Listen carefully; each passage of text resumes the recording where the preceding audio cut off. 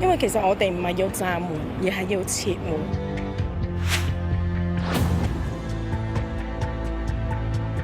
I feel deep sorrow and regret that the deficiencies in our work and various other factors have stirred up substantial controversies and dispute in society.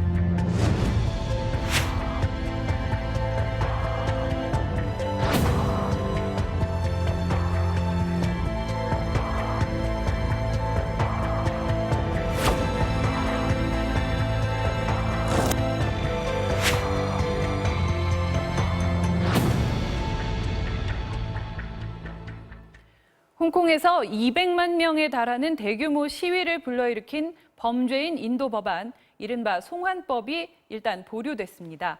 강경 대응하던 캐리람 행정장관이 결국 사과하고 법안 연기를 발표했는데요. 이 같은 결과를 이끌어낸 시민들은 장관 퇴진과 법안의 완전 철폐까지 주장하고 있습니다. 홍콩 송환법을 둘러싼 갈등의 원인과 전망, 강준영 한국외대 국제지역대학원 교수로부터 자세한 말씀 들어보겠습니다. 어서 오세요. 안녕하세요. 자, 200만 명이면 이 거의 홍콩인 3명 가운데 1명이 거리로 나왔다는 건데 그렇습니다. 대단한 인파인 거죠. 네, 홍콩 인구가 지금 744만이거든요. 예. 그런데 9일, 12일, 그다음에 그저께까지 합치면 연인은 400만입니다. 그러니까 네. 거의 뭐 어린아이와 네. 아주 노인들 빼고는 다 나온 거다. 이렇게 보는 게 맞을 것 같아요. 네, 이렇게 대규모 시위가 있었던 게 이번이 처음은 아닌 거죠. 네, 처음은 아니지만 그 규모나 그 연속성 이런 네. 걸 봐서 그 과거에 홍콩에서는 찾아보기 힘든 예였습니다. 실제로 홍콩이 반환되기 전인 1989년에 중국에서 이 천안문 사태라는 네네. 게 있지 않았습니까? 그때도 한 150만 명 정도가 네.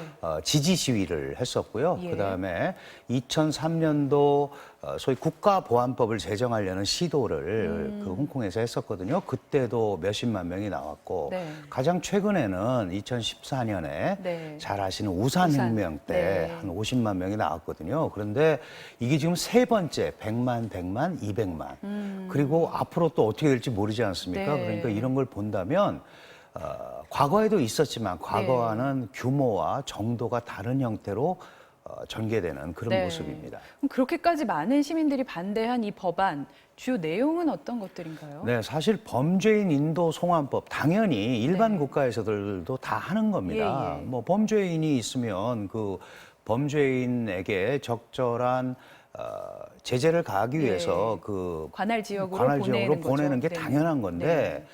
그 문제는 뭐냐 하면 지금까지 1997년 홍콩이 반환된 이후에 네.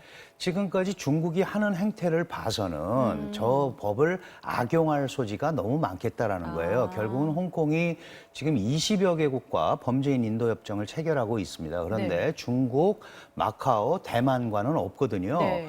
그러면 이런 법을 체결을 하면 중앙정부가 되는 중국이 네네. 홍콩 특별행정구에 압력을 행사해서 자신들의 입맛에 맞지 않는 뭐 시민 네네. 운동가라든지 뭐 반중국 인사라든지 심지어는 기업인들도 네. 언제든지 송환이 될 수 있다. 그리고 송환이 되면 불투명한 중국식 사법제도에 의해서 네. 인권 탄압을 받을 수 있다. 네네. 이제 결국 이런 시나리오가 형성이 되는 거예요. 네. 그러다 보니까 결국은 이번에 물러나면 네. 홍콩의 장래는 더 이상 희망적이지 어둡다. 않다. 예. 이렇게 판단을 한 것 같습니다. 그러니까 홍콩 관료들에 대한 어떤 강한 불신 그리고 그 뒤에는 결국 중국에 대한 어떤 그렇습니다. 큰 두려움이 네. 있다라는 건데 이렇게까지 두려움을 느낄 어떤 뭐 사건들이라도 있었던 건가요? 네, 실제로 그 1984년에 네. 당시 영국의 마거릿 대처 수상과 당시 중국은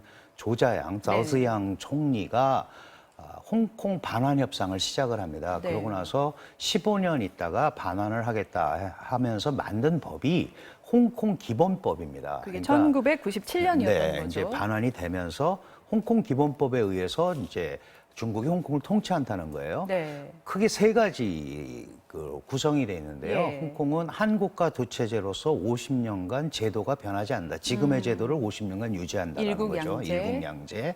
그다음에 또 하나가 고도의 자치입니다. 그러니까 최고 수준의 자치를 허용하겠다. 그러니까 네. 군사나 외교를 제외하고는 예를 들면 홍콩 법원의 판결이 최종심이다. 네. 이걸 이제 종심권이라고 그러는데 이런 거. 그다음에 또 하나는 직선으로 20년이 지난 2017년이 되면 홍콩 사람들이 직선으로 직접 자신들의 지도자를 뽑아라. 홍콩인에 의한 홍콩 통치 이 세 개였는데 네네. 지금 이렇게 지나고 보면 하나도 지켜진 게 없습니다. 아, 네. 고도의 자치 같은 종심권도 홍콩 기본법의 최종 해석권을 예. 전국인민대표대회 상무위원회가 갖는다라고 변질이 됐고 20년 있다가 홍콩인에 의한 홍콩 통치를 해주겠다고 하는 약속도 결국은 간선제로 바뀌어서 이 지금 캐리람 행정장관 같이 이번에 5대 행정장관이 탄생한 거거든요. 그래서 그게 2014년에 시위를 그렇습니다. 촉발시켰던 거죠. 그러니까 2014년에 그 법을 바꾸려고 하다가 이제 우산혁명을 만난 겁니다.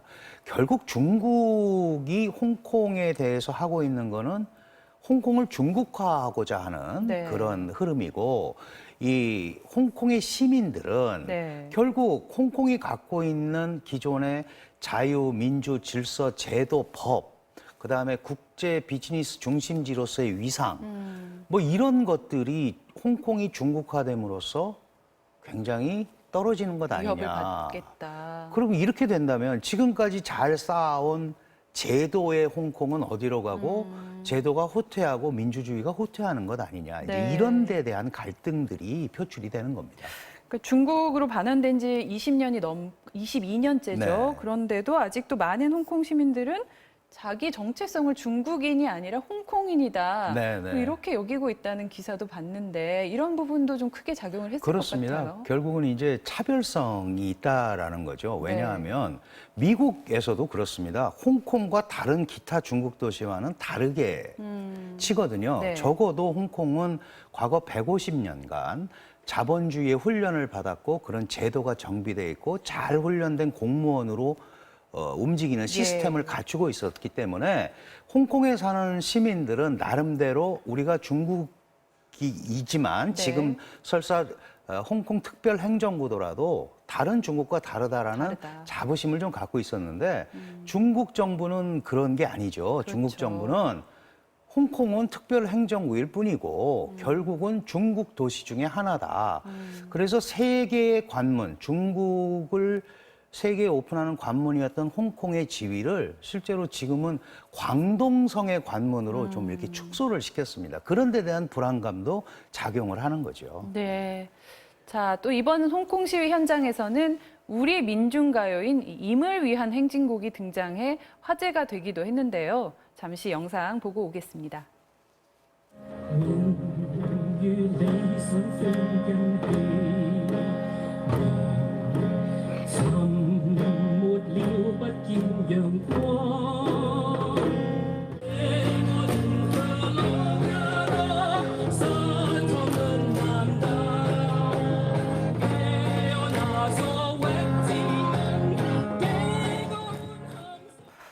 한국어 발음도 상당히 정확하게 그렇습니다. 잘 네. 들리는데 이번 시위에 우리나라 촛불 집회 영향도 분명히 있었다고요. 예, 상당히 있습니다. 그리고 그 택시 운전사라는 영화가 또 홍콩에서 개봉이 됨으로써 많이 봤죠. 네. 결국은 홍콩 시민들이 그런 겁니다. 그 전까지는 이제 식민지 지배에 눌려 있었고, 물론 정비된 제도에서 살았지만, 네. 자신들이 자신들의 세계를 타파하기 위해서는 집결된 힘이 필요하다라는 거를 인식을 하기 시작을 한 거죠. 그리고 네. 실제로 2003년도에 국가보안법도 그 제정을 그렇게 막은 경험이 있습니다. 네. 그러니까 이번에도 우리 촛불 집회라든지 이런 것들이 주는 예를 들어서 민중의 목소리로서 네. 정당한 요구, 민주, 자유, 제도 이런 네. 거에 대한 후퇴는 막아야겠다라는 그런 절박함 이런 것들을 통해서 이런 이제 임을 위한 행진곡이나 이런 걸 네. 보게 된 거죠. 예. 자, 지난 2014년 우산혁명을 주도했던 이 조슈아 웡도 출소를 해서 시위에 합류를 했는데요. CNN과 인터뷰를 했습니다. 홍콩 경찰의 과잉 진압은 일국 양제가 실패했다는 것을 보여준다. 이 싸움이 장기전이라는 사실을 이 200만이 모인 것을 보고 알았을 것이다. 자유와 민주주의를 위해 계속 싸울 것이라는 것을 보여줬다 이런 말까지 했는데 뭐 일각에서는 법안은 이미 폐기 수순 들어갔다고도 하는데 어떻게 이 국면이 좀 장기화될 거라고 보십니까? 이 법안 자체는 홍콩 행정부가 밀어붙이기는 좀 쉽지 않은 상황 같습니다. 그리고 내년에 이제 선거가 있고요. 이 법안이라는 건 우리도 마찬가지지만 상정했다가 처리가 안 되면 이제 자연 폐기되는 수순을 겪는 거죠.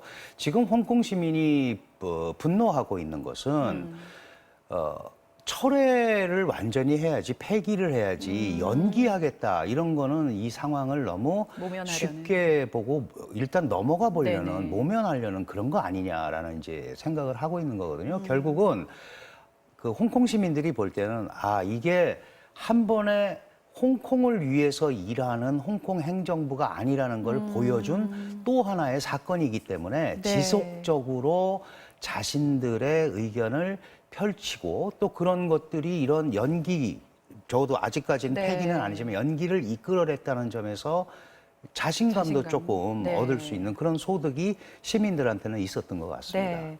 이 중국 중앙정부 입장에서는 상당히 당혹스럽고 지금 난처할 텐데 그렇습니다. 좀 어떤 공식 입장 나온 것 있습니까? 공식 입장은耿상 그 외교부 대변인이 그랬죠. 홍콩의 결정을 존중한다. 그리고 홍콩 행정부에서 법치가 유지되고 있다. 지지한다. 이런 표현만 했습니다. 근데 사실 뭐 다 아시다시피 이런 그 법안 폐기, 뭐 연기 결정은 홍콩 스스로 할 수 있는 상황은 아니었고요. 그렇죠. 이제 북경 중앙정부 특히 시진핑의 의중이 이제 반영이 됐을 거다라고 본다면 결국은 이제 좀 장기전으로 이렇게 가겠다. 이걸 다시 더 이상 갑자기 꺼내지 않는 그런 방향으로 가는 그런 수순을 택한 것 같습니다. 그러니까 현재로서는 이제 중국 입장에서 너무 전선이 좀 여러 군데 있지 그렇습니다. 않습니까? 네. 그런 부분도 좀 작용을 했겠죠. 당연히 그렇습니다. 네. 예. 자, 이 시진핑 주석이 이 난처해진 국면을 타개하기 위해서 전격적으로 방북을 결정했다. 또 네. 이렇게 보는 시각도 있던데 그렇습니다. 교수님은 어떻게 보십니까? 지금 말씀하신 대로 전선이 너무 여러 개 있으면 하기가 힘들잖아요. 그리고 미중 무역 전쟁이 잘 타결이 됐다. 예를 들어서 뭐 9차, 10차에 협의를 거쳐서 타결이 됐으면 이제 사실은 북한을 방문하는 게 훨씬 더 자연스러웠을 겁니다. 그런데 이런 상황에서 간다라는 것은 미국한테 북한과 중국이 같은 연합전선을 구성한다는 걸 은연중에 더 과시하려는 게 들어있는 거죠. 그러니까 우리도 지렛대가 하나 더 있다. 지금 미북 간의 교착 상태에 있는데 중국의 대북 영향력이 여전하고 그리고 그런 것들은 향후 미중 무역 분쟁에 있어서 미국이 계속 이제 카드로 쓰려고 그러니까 중국도 그런 게 있다라는 거를 보여주려는 그런 반작용적인 성격을 많이 갖고 있다. 그런 의미에서 전격 결정했다. 이렇게 지금 표현을 하고 있는 거죠. 네. 지금 이 미중 무역 분쟁도 뭐 전방위적으로 막 확산이 되고 있는데 이런 시점에서 이번 시위가 이런 형태로 봉합이 된 것, 또 이제 G20 회담도 앞두고 있지 않습니까? 좀 미중 관계는 앞으로 좀 어떤 영향을 줄 거라고 보십니까? 사실은 뭐 계속 갈등을 할 수밖에 없는 거죠. 뭐 이미 여러 차례 여러분들도 말씀하시고 저도 그런 의견을 갖고 있습니다만은 이게 이제 무역에서 시작을 했지만 기술 쪽으로 갔고요.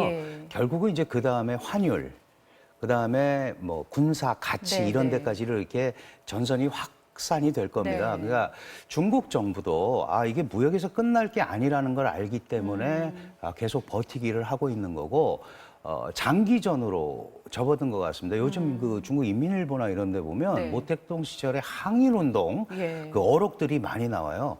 전투에서는 져도 전쟁에서는 이길 수 있다. 지금 이렇게 패하도 버티면 이길 수 있다. 이런 그 민족주의적도 색채를 많이 강조하거든요. 그런 의미에서 좀 장기전으로 상수로 놓고 미중 관계의 갈등 국면을 상수로 놓고 우리도 외교 전략이나 이런 걸 짜야 될 것 같습니다. 예, 말씀 잘 들었습니다. 오늘 말씀은 여기까지 듣겠습니다. 지금까지 한국외국어대학교 국제지역대학원 강준영 교수님과 함께했습니다. 감사합니다. 고맙습니다.